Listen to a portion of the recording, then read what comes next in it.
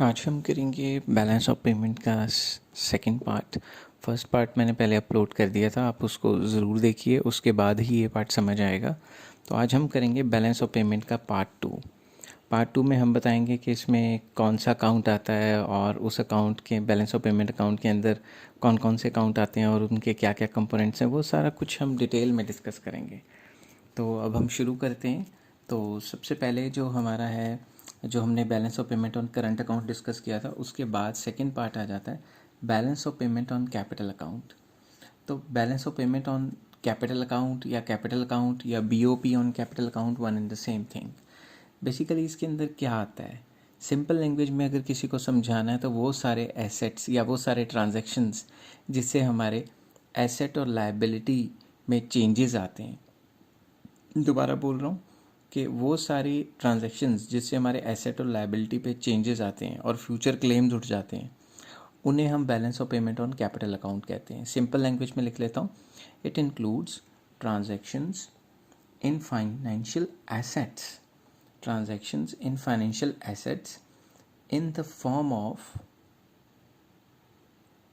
borrowings and lendings, borrowings and lendings। Bracket में लिख देता हूँ both short term and long term.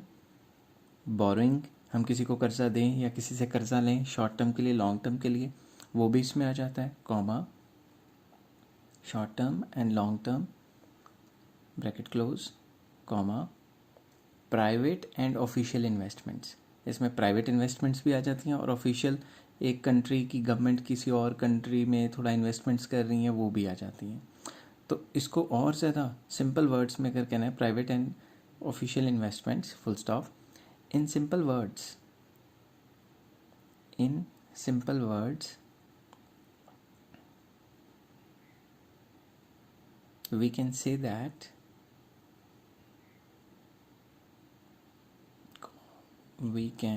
say that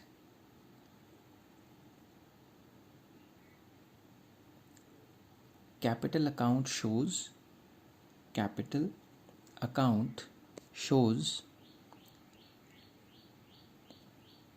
थोड़ा लिखने में स्पीड स्लो हो जाती है बीच बीच में क्योंकि ये हैंग मार जाता है। Capital account shows international flow of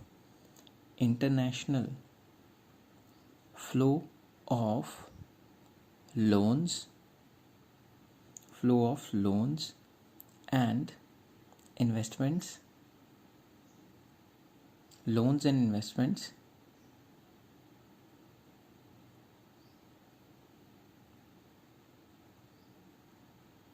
इसमें लोन्स भी आ जाते हैं, इन्वेस्टमेंट्स भी आ जाते हैं, विच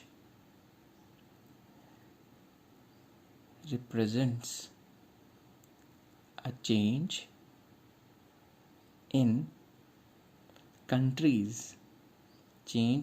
countries assets and liabilities or leads to future claims।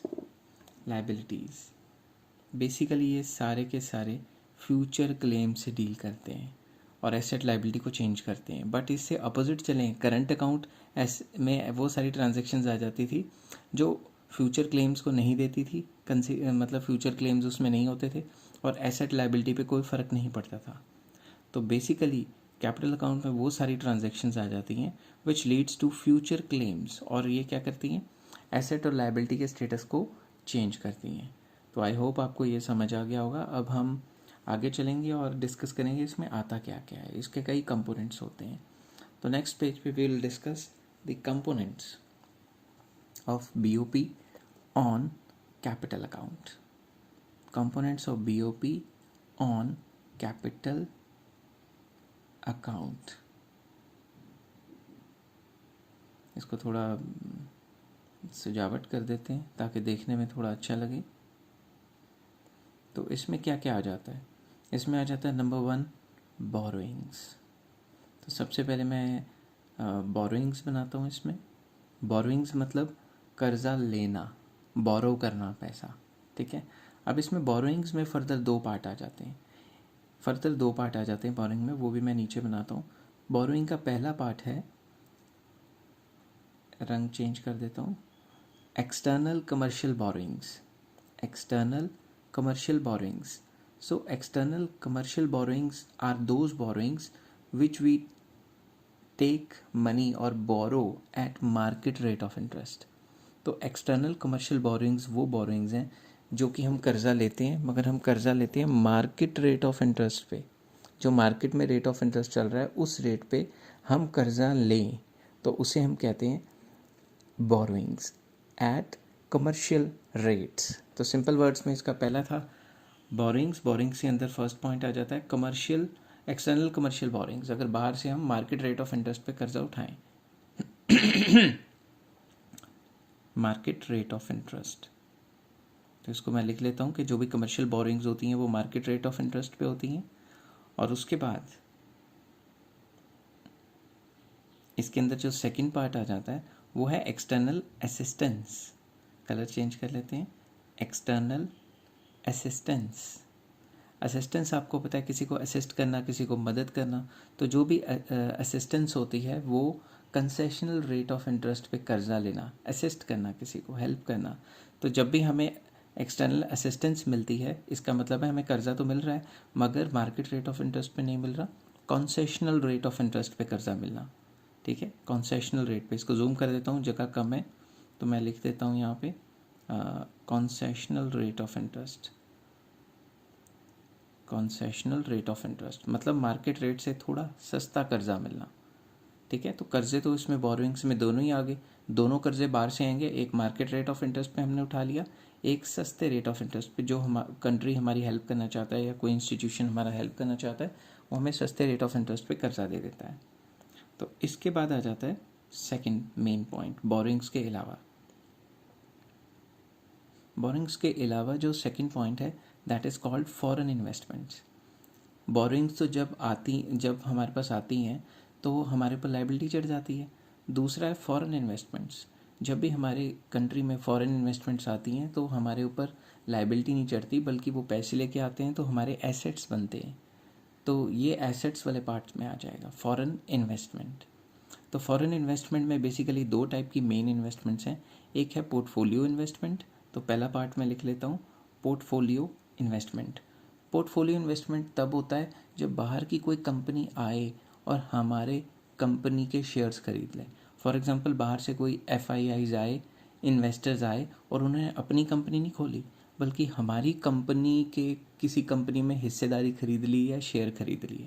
तो इसके अंदर होता क्या है, FIIs invest in shares and bonds of domestic market, और जो दूसरे होते हैं वो होते हैं FDI। तो पोर्टफोलियो इन्वेस्टमेंट में वो शेयर खरीद लेते हैं हमारी कंपनी के, और FDI के अंदर क्या करते हैं वो खुद की नई कंपनी खोल लेते हैं। जैसे होंडा, टोयोटा जिस कंट्री में जाती हैं वहाँ खुद की फैक्ट्रियाँ लगाती हैं, किसी और कंपनी की हिस्सेदारी थोड़ी ना खरीदती हैं। तो FDI में भी जब वो आते हैं बल्क में पैसा लेके आते हैं, डॉलर्स लेके आते हैं और हमारे यहाँ खुद के प्लांट्स खोलते हैं। तो FDI में भी बहुत पैसा बाहर से आता है, इसलिए हमारे एसेट्स बनते हैं। फिर इसमें अदर कंपोनेंट्स आ जाते हैं। अदर कंपोनेंट्स में फर्स्ट कंपोनेंट है NRI डिपॉजिट्स। जो बाहर से NRI डिपॉजिट्स आते हैं वो भी हमारे कंट्री में पैसा आ रहा है। NRI डिपॉजिट्स आते इसलिए क्योंकि हमारी कंट्री में रेट ऑफ इंटरेस्ट ज़्यादा है। अगर बाकी कंट्रियों से रेट ऑफ इंटरेस्ट ज़्यादा है तो बाकी लोग अट्रैक्ट होंगे ना, तो वो यहाँ के बैंकिंग सिस्टम में पैसा इन्फ्यूज़ करेंगे। दूसरा आता है बैंकिंग कैपिटल। बैंकिंग कैपिटल में भी एक कंट्री से दूसरे कंट्री में बैंकिंग कैपिटल जब मूव होती है और बाहर से जब बैंकिंग कैपिटल का फ्लो आता है, बेसिकली इसमें foreign assets of commercial banks, हमारे कमर्शियल बैंक्स के जितने भी फॉरेन एसेट्स हैं वो आते हैं जब बाहर से पैसा आता है। और तीसरा आ जाता है इसमें short term trade credits. Trade credits आपने बिजनेस या कॉमर्स में पढ़ा होगा कि क्या होते हैं, अगर नहीं पढ़ा तो उसके ऊपर मैं एक डेडिकेटेड वीडियो बहुत जल्दी बनाने वाला हूँ। तो शॉर्ट टर्म ट्रेड क्रेडिट्स भी जो बाहर से वगैरह हमें जो आते हैं वो भी हमारा एक टाइप का एसेट ही होता है। तो सिंपल वर्ड्स में ये तीन चीज़ें जो मिलती हैं तब हमारा क्या कहते हैं balance of payment on capital account पूरा होता है। अब तीसरा जो आ गया है, तीसरा जो है जो लोगों को कन्फ्यूजन होती है वो है ऑफिशियल सेटलमेंट अकाउंट। अब ये ऑफिशियल सेटलमेंट अकाउंट क्या है, मैं काफ़ी सिंपल लैंग्वेज में आपको यहाँ समझाने की कोशिश करूँगा कि what is official settlement account. तो पहले इसको हेडिंग वगैरह बना लेते हैं।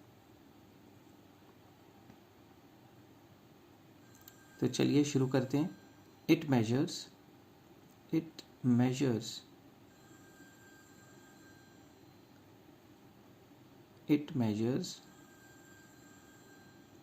the change in nation's liquidity and रब करके दोबारा लिखता हूँ, it measures the change in Nations, ओहो नेशंस फिर उल्ट हो गया, इसको थोड़ा रब करके दोबारा से लिखता हूँ। स्टाइलिश में लिखना कभी कभी मुश्किल हो जाता है, तो फिर से लिखता हूँ, Nations liquidity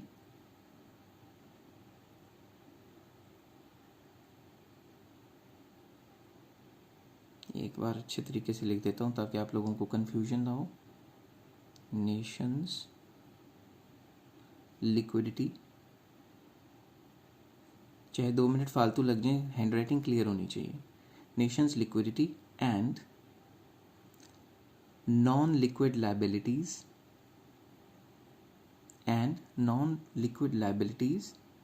to non-liquid liabilities to foreign official holders and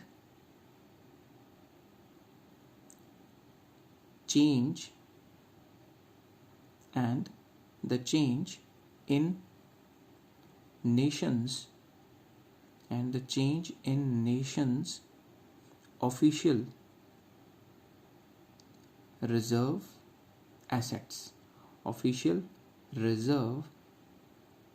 assets during 1 year या ड्यूरिंग द ईयर या ड्यूरिंग अकाउंटिंग ईयर, ऐसे कुछ भी लिख सकते हो। तो बेसिकली ये होता क्या है, और क्लियर करने के लिए मैं 1-2 लाइनें और लिखता हूँ। Official reserve account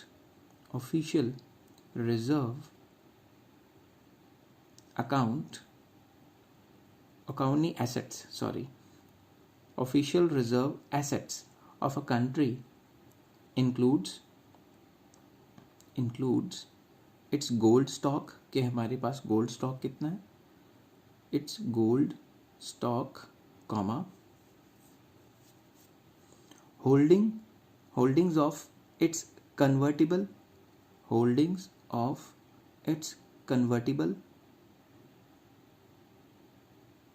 foreign currencies कि एक तो गोल्ड का स्टॉक और फॉरेन करेंसीज के कितने हैं, कन्वर्टिबल फॉरेन करेंसीज, एंड एसडीआर्स होते हैं स्पेशल ड्राइंग राइट्स। इसके ऊपर मैं आईएमएफ का एक पूरा चैप्टर दूंगा, तो उसमें डिस्कस करेंगे हम एसडीआर्स क्या होते हैं। तो स्पेशल ड्राइंग राइट्स होते हैं, and it's net position in IMF, कि आईएमएफ पे क्या इसकी पोजीशन है। अब इस टाइप का कौन कौन से कंट्री फॉलो करते हैं, तो वो मैं बताऊंगा कि यूके और यूएस के जो बैलेंस ऑफ पेमेंट्स है जो कि शो करते हैं सेपरेट अकाउंट्स इस टाइप का। तो एक नोट करके आप लिख सकते हैं साथ में, UK and US balance of payment accounts show it in a separate account. जो उनके बैलेंस ऑफ पेमेंट्स होते हैं वो इनको सेपरेट अकाउंट में शो करते हैं, इस सारे को ऑफिशियल सेटलमेंट अकाउंट को। ऑफिशियल सेटलमेंट मतलब लास्ट में कंट्री के पास कितना गोल्ड है, कितने फॉरेन स्टॉक्स हैं, कितने एसडीआर्स हैं, नेट क्या आया कंट्री के पास। अब हम इसके बाद लास्ट स्टेप पे चलेंगे, तो ये भी काफ़ी इम्पोर्टेंट होता है, एरर्स एंड ओमिशंस। हेडिंग बनाता हूँ पहले, ज़्यादा लंबी वीडियो नहीं होनी चाहिए। तो नेक्स्ट चलेंगे हम इस वीडियो का last part, errors and omissions.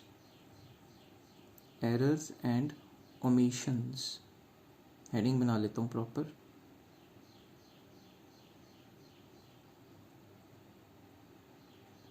तो एरर्स एंड ओमिशंस में क्या लिखेंगे, it is a balancing item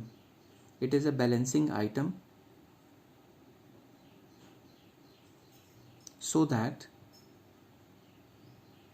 total credits, so that total credits and debits of all three accounts of all three accounts या debits of the three accounts, एक ही बात है, जितने भी तीन accounts हैं हमारे, must be equal in accordance with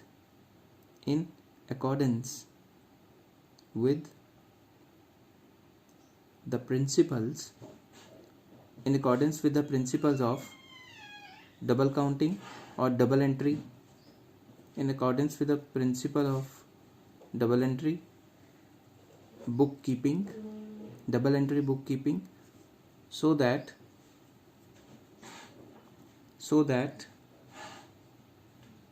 the balance of payment of a country always balances in the accounting sense. तो एरोजर ऑफ विशंस एक ऐसा अकाउंट है जिसमें हम सारे क्रेडिट्स और डेबिट्स को तीनों अकाउंट को लेके उसको बैलेंस कराने की कोशिश करते हैं, क्योंकि डबल एंट्री सिस्टम होता है, ये अकाउंट्स वाले तो 2 मिनट में समझ के होंगे। तो हम overall balance of payment account को ऑलवेज बैलेंस रखने की कोशिश करते हैं। तो आज की वीडियो में इतना ही, गुड बाय, और नेक्स्ट पार्ट के लिए आप वेट कीजिए। तो जल्द ही नेक्स्ट पार्ट में अपलोड करूँगा। Thank you.